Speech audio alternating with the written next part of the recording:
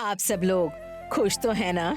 हम बहुत खुश हैं। हमारी खुशी का तो ठिकाना ही नहीं है। मैं भी बहुत खुश हूँ। मैं देख लेती हूँ। राजेश्वरी मालकिन हमारे साथ इतने प्यार से बर्ताव करेंगी, मैंने नहीं सोचा था। किसने सोचा था कि इनकी कंपनी में काम करने वालों के बारे में मैडम इतना सोचेंगी। हमारे बच्चों का कितना ख्याल रखा। मालकिन का दिल इतना अच्छा है, मैं भी उनके लिए कुछ करना चाहिए। ज्यादा कुछ नहीं करना है, बस हमेशा उनके लिए वफादार रहना इतना काफी है। जरूर मालकिन के पास सच्चाई और वफादारी से रहेंगे, इसमें कोई भी शक नहीं है। तो फिर अंदर जाकर भगवान के सामने शपथ ग्रहण कर लीजिए। हाँ, सही कहा। चलो भगवान के सामने जाकर शपथ ले लेते हैं। आइए।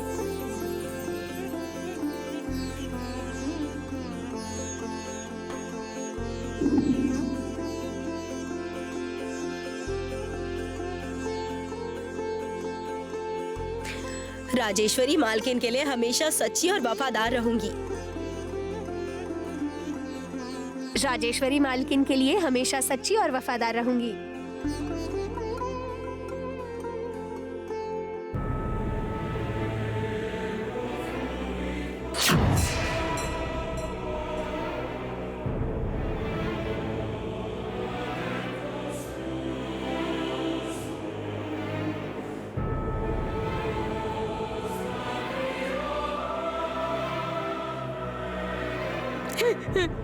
राजेश्वरी मैडम के लिए वफादार रहूंगी।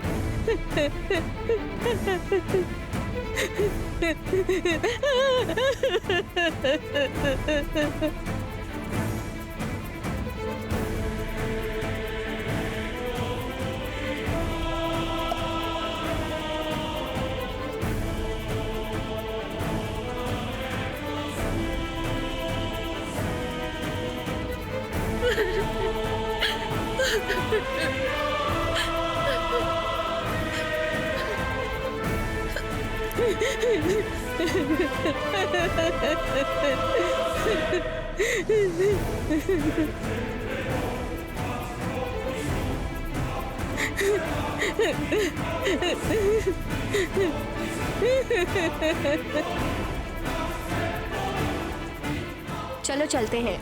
चलो बेटा, आ जाओ बेटा, चलते हैं।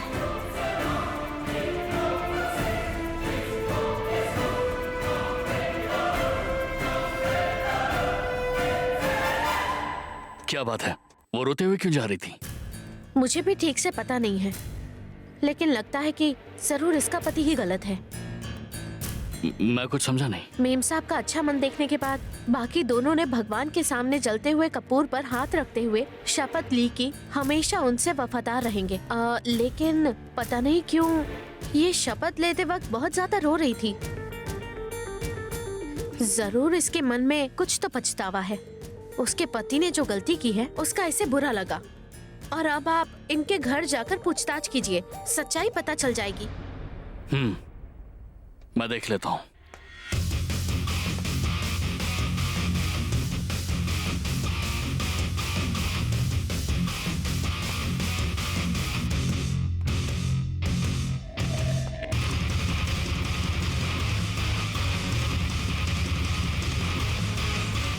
Inside edge. Lucky way to start the innings. पापा, मैच कैसा चल रहा है? थोड़ा गड़बड़ चल रहा है बेटा। ओहो, बेटा खाना खा लिया? सुनिए, हम लोग एक जरूरी जगह पर खाना खाकर आए हैं। एक जरूरी जगह पर गए थे? ऐसी कौन सी जगह है? किसने बुलाया था? अगर आपको बताया तो आप हैरान हो जाएंगे। ओह अच्छा, ऐसी कौन सी जगह तुम लोग गए थे? आपकी मालकिन राजेश्वरी मैडम है ना, उनके घर से आ रहे हैं। हाँ? तुम लोग राजेश्वरी मैडम के घर से आ रहे हैं? हाँ जी, उनके घर से कार आकर हमको यहाँ से लेकर गई। मुझे लगा कि सिर्फ हमारी फैमिली है, लेकिन वहाँ जाकर पता चला आपके साथ काम करने वाले दूसरे मैनेजर्स की फैमिलीज भी आई थी। राजेश्वरी मैडम कितनी बड़ी हस्ती हैं। उसके बाद भी उन्होंने हमारे साथ कितने प्यार से बर्ताव किया पता है। हमारे बेटे के बारे में बहुत चिंता करके पूछताछ की। ऐसे बच्चों के लिए स्पेशल स्कूल है ना, उसमें भर्ती करवाकर इसके भविष्य के बारे में भी सोचा। फिर पूजा के कमरे में ले जाकर लक्ष्मी माँ का सिक्का तोहफे में दिया। राजेश्वरी मैडम जैसी अच्छी मालकिन को आप धोखा मत दीजिए। इससे पहले आपने क्या पाप किया है पता नहीं, जो हमारे बेटे की ऐसी हालत है। आप सोचते हो पैसे कमा रहे हो लेकिन पाप कमा रहे हो। चुप हो जाओ। एक तो मुझसे बिना पूछे वहाँ गई और मुझे ही बता रही हो कि क्या करना है।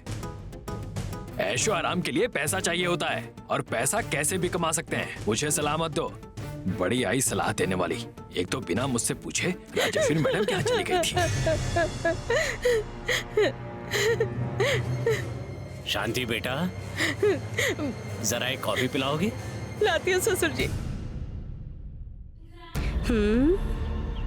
इस घर में जो भी हो रहा है सब कुछ देखने में अलग लग रहा है। कुछ समझ में ही नहीं आ रहा। राजेश्वरी की कंपनी में तो बहुत सारे मैनेजर हैं, तो फिर सिर्फ फूड सेक्शन के 3 मैनेजर्स की फैमिली को ही यहाँ पर क्यों बुलाया होगा, ये समझ में नहीं आ रहा है। इन लोगों को बुलाकर इनकी खातिरदारी क्यों की?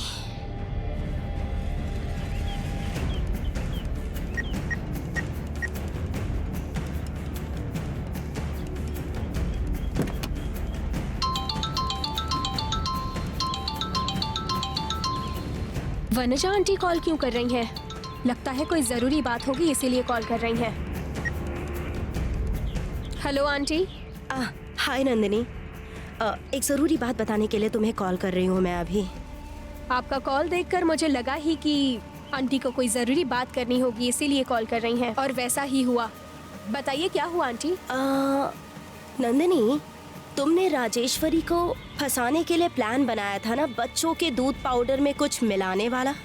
उसे ठीक करने के लिए शायद ये लोग कुछ प्लान कर रहे हैं, ऐसा लग रहा है।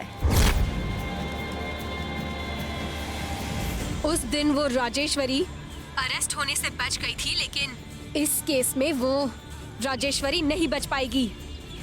और वो बचनी नहीं चाहिए नंदिनी।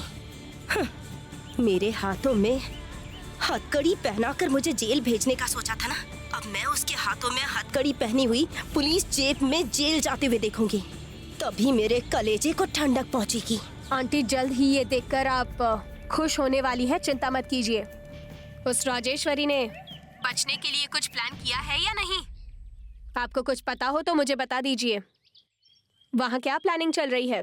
प्लान क्या है ये तो नहीं पता नंदिनी, लेकिन घर पर जो भी हो रहा है ना, वो सब देखकर लगता है कि ये लोग उस केस से बचने के लिए जरूर कुछ ना कुछ बड़ा प्लान कर रहे हैं। आप इस तरह शक कर रही हैं, कुछ हुआ है क्या वहाँ आंटी? हाँ, बताती हूँ नंदिनी।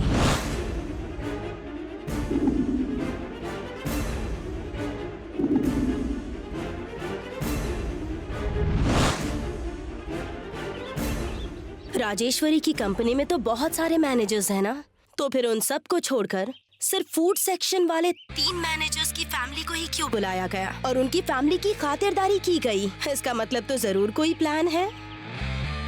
आपने जो कहा वो बिल्कुल सही है। बच्चों वाले केस से बचने के लिए राजेश्वरी ने कुछ तो प्लान किया है। सही कहा नंदिनी। उन्हीं तीनों में से किसी एक मैनेजर ने हो सकता है कि तुम्हें खबर दी होगी, और शायद उसी को पकड़ने के लिए राजेश्वरी ने उनकी फैमिली को यहाँ बुलाने का इंतजाम किया होगा।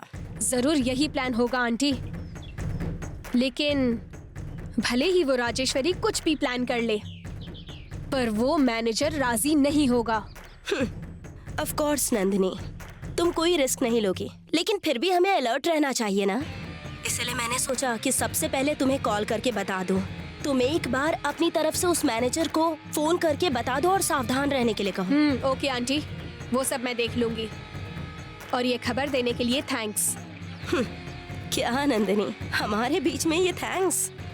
मैं तो बस उस राजेश्वरी को हाथों में हथकड़ी पहनकर पुलिस जीप में बैठकर जेल जाते हुए देखना चाहती हूँ। इससे ज्यादा कुछ नहीं चाहिए। होगा आंटी, आप चिंता मत कीजिए। ओके नंदिनी, मैं फोन रखती हूँ। Okay aunty.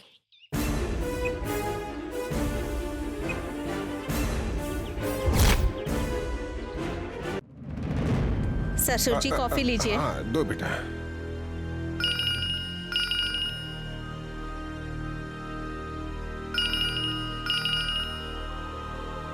सुनिए, आपका फोन बज रहा है, ये लीजिए।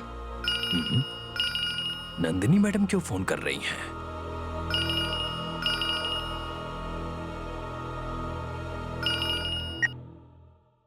नमस्ते मैडम। नमस्ते।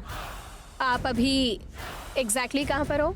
मैं अभी घर पर ही हूँ। बताइए ना मैडम। बोलना तो आपको है सेंदिल, बहुत कुछ हुआ है, लेकिन तुमने मुझे इस बारे में बताया नहीं। क्या हुआ है मैडम? आपकी वाइफ उस राजेश्वरी के घर पर गई थी ना? वहाँ जाकर आने के बाद उसने बताया मैडम, लेकिन आप चिंता मत कीजिए, वो अकेली नहीं गई थी। फूड सेक्शन में काम करने वाले और 2 लोगों की पत्नियां भी गई थी। हाँ, मुझे इस बारे में पता है।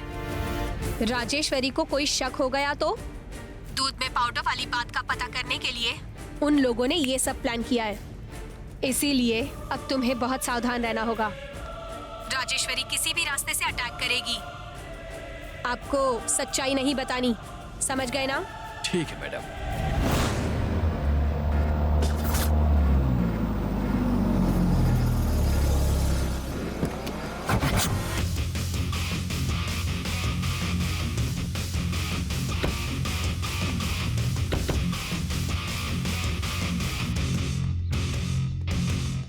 तुमने अच्छे से पूछताछ की? यही घर है ना? हाँ भैया, देखिए वो फोन पर बात कर रहा है।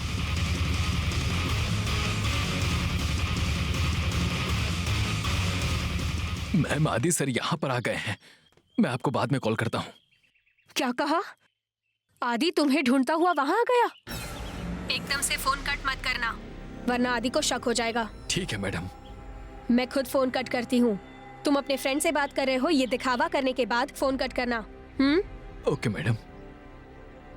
मेरे बॉस आए हैं, मैं बाद में कॉल करता हूँ।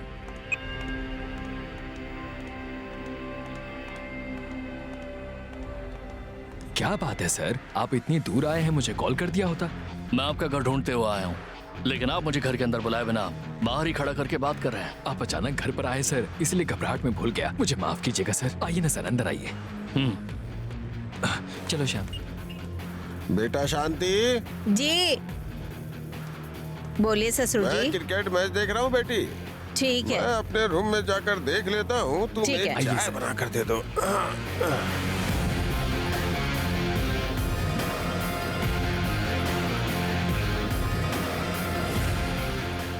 आप जाकर अपना काम कीजिए, हम सेंदिल से बात करके चले जाएंगे।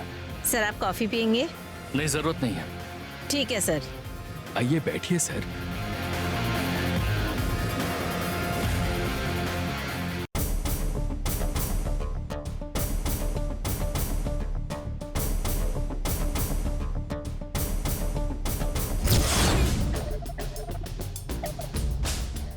आइए, आप भी बैठिए ना। नहीं, कोई बात नहीं सर।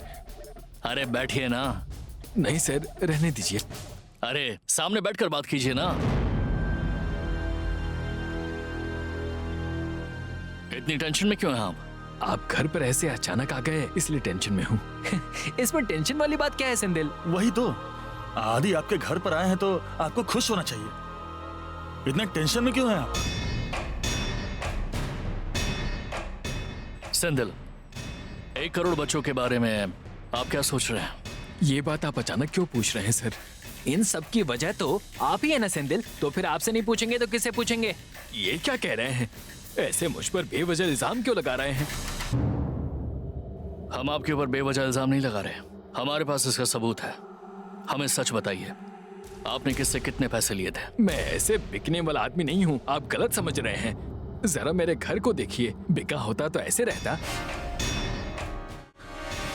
इसका मतलब आपका उस घटना से कोई लेना देना नहीं है, यही कहना चाहते हैं ना आप? बिल्कुल नहीं है सर, मेरा विश्वास कीजिए सर। अगर आपको लगता है कि मैंने ऐसा कुछ किया है तो आप चाहे तो मेरे घर की तलाशी ले सकते हैं सर। भैया बताइए, घर की तलाशी ले लें क्या?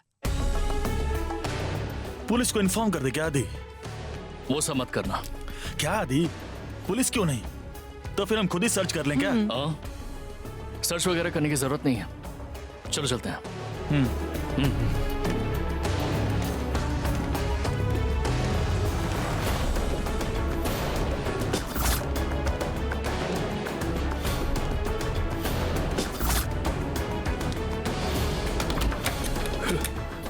बाप रे, बाल बाल बचा।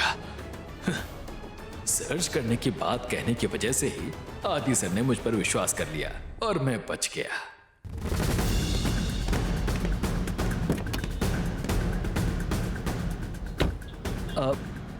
क्या हुआ भैया, क्या सोच रहे हैं?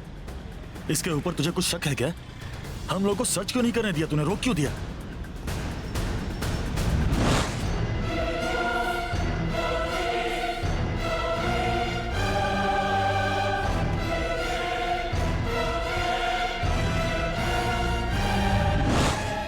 उस घर में जो बुजुर्ग थे, मुझे उन पर शक हो रहा है। क्या कह रहे हैं भैया? उस घर के बुजुर्ग पर आपको शक है? टीवी देखने वाला बुजुर्ग हमें देखने के बाद अचानक अपने कमरे में चला गया। हाँ तो ठीक है, इसमें तुझे क्या शक है? वो सोने जा रहे थे तो कॉफी क्यों मांगी? कॉफी पी लेंगे तो नींद कैसे आएगी? उनका हमें देखकर उनका अंदर जाना मुझे थोड़ा सा अजीब लग रहा है।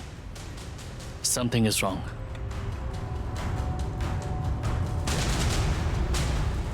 तो अब क्या करें भैया?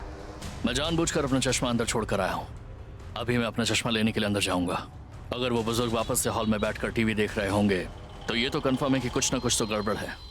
जरूर पकड़ लेंगे फिर। ओके भैया, आप जाइए।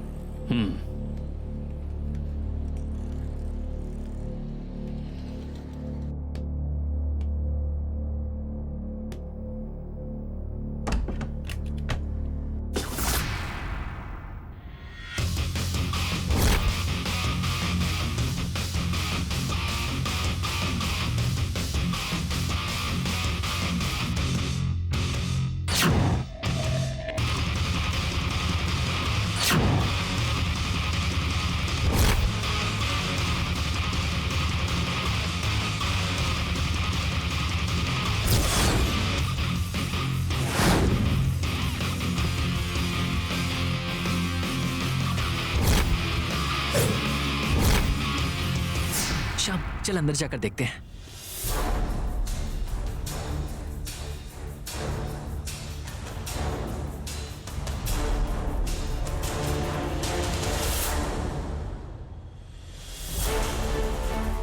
क्या सेंदिल, ये पैसे और जेवर कहां से आए? जवाब दोगे या नहीं? ये पैसे और जेवर कहां से आए?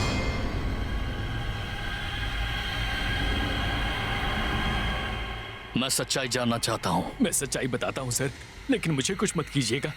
दूध में मिलावट करने वाली नंदिनी मैडम है सर। ये पैसे और जेवर उन्होंने ही दिए हैं। भैया, नंदिनी की इस हरकत के बाद तो उसे हम छोड़ेंगे नहीं। नंदिनी के मामले को बाद में देखते हैं। पहले मां को बचाने के लिए इन्हें कोर्ट में आकर गवाही देनी पड़ेगी। मैं गवाही जरूर दूंगा सर, मुझे कुछ मत कीजिएगा। मैं अभी तो तुम्हें छोड़कर जा रहा हूं, लेकिन अगर कोर्ट में तुमने सच्चाई नहीं बोली तो तुम बचोगे नहीं, याद रखना।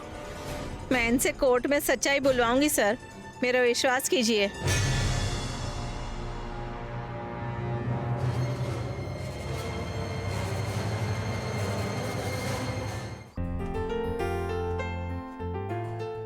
बाबू को शांति के घर जाकर पूछताछ करने के लिए कहा था। उन्होंने जाकर पूछताछ की या नहीं, कुछ पता नहीं चल रहा।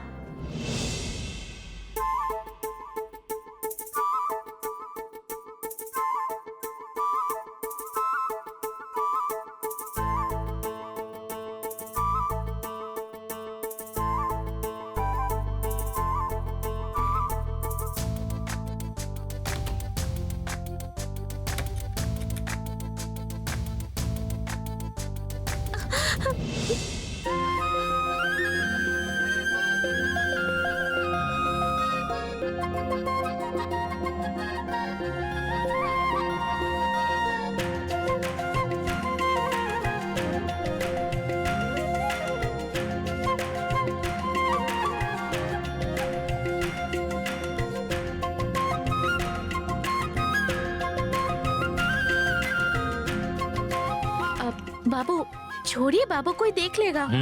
कोई नहीं देखने वाला हमें। मैंने दरवाजा बंद कर दिया है। क्या बात है, आज बहुत खुश लग रहे हो आप। मेरी खुशी की वजह तुम ही हो मेरी जान। गलत आदमी का पता कैसे लगाना है माँ को जेल जाने से कैसे बचाऊं, मैं इस कंफ्यूजन में पड़ा हुआ था। लेकिन तुम्हारी वजह से मुझे रास्ता मिला और तुम्हारा आइडिया काम कर गया। क्या कह रहे हो बाबू? आप शांति के घर होकर आए हो क्या? शांति का पति गलत आदमी है क्या? हाँ जान, सेंदिल ही पैसों के लिए बिक गया था। छोटे बच्चों के बारे में सोचे बिना उस नालायक ने पैसों के लिए ऐसा सब किया। उसको पैसों का लालच दिखाकर इस तरह पाप करवाने वाला है कौन? और कौन? हमारे परिवार को मिटाने के लिए तड़पने वाली नंदिनी है। हाँ। सेंदिल को कैश में 1 करोड़ देने के अलावा भी सोने के जेवर देकर उससे ये सब करवाया था। पैसा और जेवर के बारे में पता लगाने के बाद ही सेंदिल ने सारी सच्चाई कबूल की। मुझे नहीं लगता ये नंदिनी कभी सुधरने वाली है। सासू माँ को जेल भेजने का प्लान करने वाली नंदिनी अब 1 और मिनट बाहर नहीं रहनी चाहिए। उसे भी जेल भिजवा दीजिए बाबू। सेंदिल कोर्ट में आकर बताएगा कि नंदिनी इन सब के पीछे की वजह है और उसने उसके बोलने पर ही ये सारा काम किया था। फिर अगले मिनट ही नंदिनी जेल में चली जाएगी। सेंदिल कोर्ट में आकर सच्चाई बोल देगा ना? जरूर बोलेगा। मैं उस पर उसकी जान का डर बनाकर आया हूँ।